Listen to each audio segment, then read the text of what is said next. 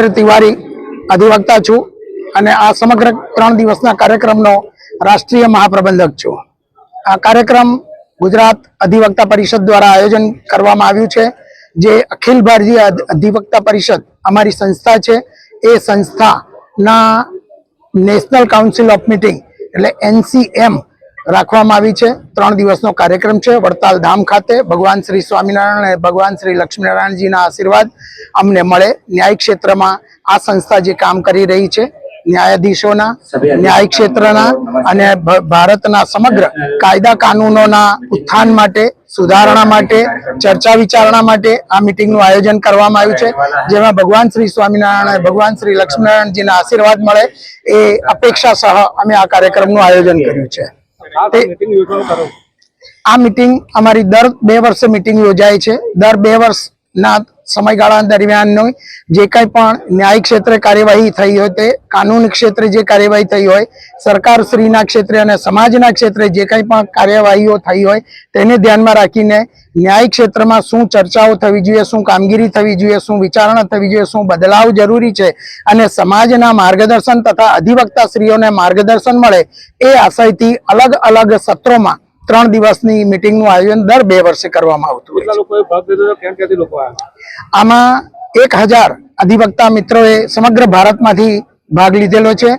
અહીંયા આસામથી માંડીને સૌરાષ્ટ્ર સુધી અને કાશ્મીરથી માંડીને કન્યાકુમારી સુધીના અધિવક્તા મિત્રો આપની સમક્ષ ઉપસ્થિત છે।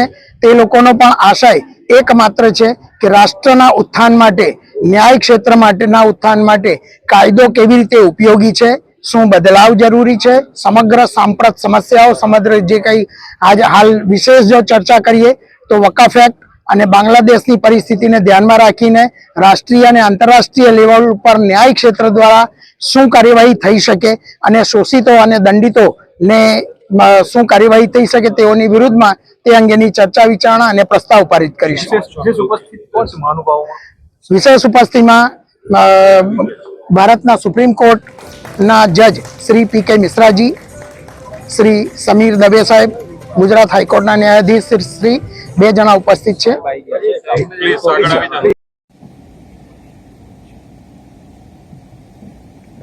जय स्वामीनारायण। अखिल Bharatiya Adhivakta Parishad national Shri PK Mishra ji, Supreme Court of India, Shri Sameer भाई दवे साहेब, गुजरात हाई कोर्ट एवं मंचस्थ सभी उपस्थित नेशनल ऑफिस बेयरर्स, अधिवक्ता, आप सभी उपस्थित सज्जनों को हमारा भाव से जय स्वामीनारायण। जो कॉन्स्टिट्यूशन का निर्माण किया, जिसे हम लोग श्री शिक्षा पत्री कहते हैं, वो 212 श्लोक की छोटी सी शिक्षा पत्री है, जिसमें 300 से ज़्यादा शास्त्रों का सार उसमें समाहित है। हमारे राष्ट्र को कैसे रहना है उसके ऊपर भगवान स्वामीनारायण ने स्वयं इसी वड़ताल धाम में ये शिक्षा पत्री लिखी है, जिसमें मोरालिटी पे बहुत ज़्यादा जोर दिया गया है। स्वामीनारायण ने कहा कि हमारे आश्रितों को अपने स्वार्थ की सिद्धि के लिए भी किसी पे मिथ्या आरोप नहीं लगाना है। हमारे संप्रदाय का जो धर्मशास्त्र है वो याज्ञवल्क्य ऋषि की जो जय स्वामीनारायण। जय स्वामीनारायण।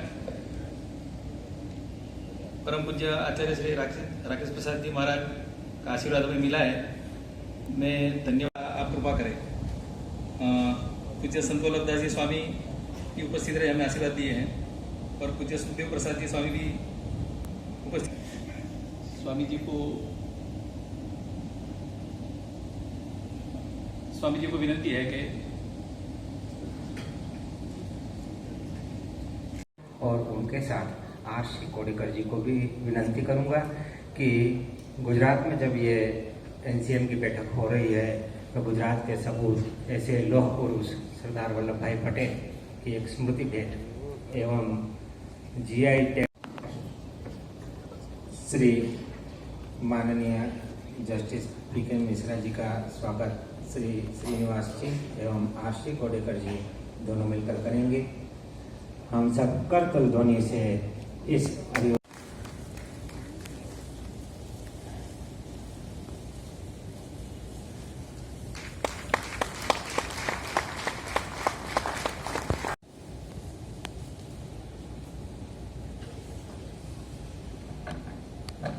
मंचस्थ सभी महानुभावों का आभार व्यक्त करता हूँ। Judge, Supreme Court of India. Justice C.K. Thakkar, former Judge, Supreme Court of India. Justice S.M. Soni, former Judge, Gujarat High Court. तीन है ही है ये सत्र के बाद में मेरे दिमाग में 3 पॉइंट्स आ रहे हैं। Adhivakta Parishad, Shri Chunilal ji, madam Meera Tai ji, Seema Singh ji, Krishna Ben, NLP ji, other respected members of print and electronic media.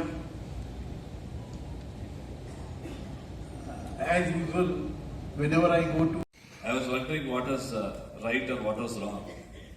And a senior advocate and a retired judge said, when you go to a temple,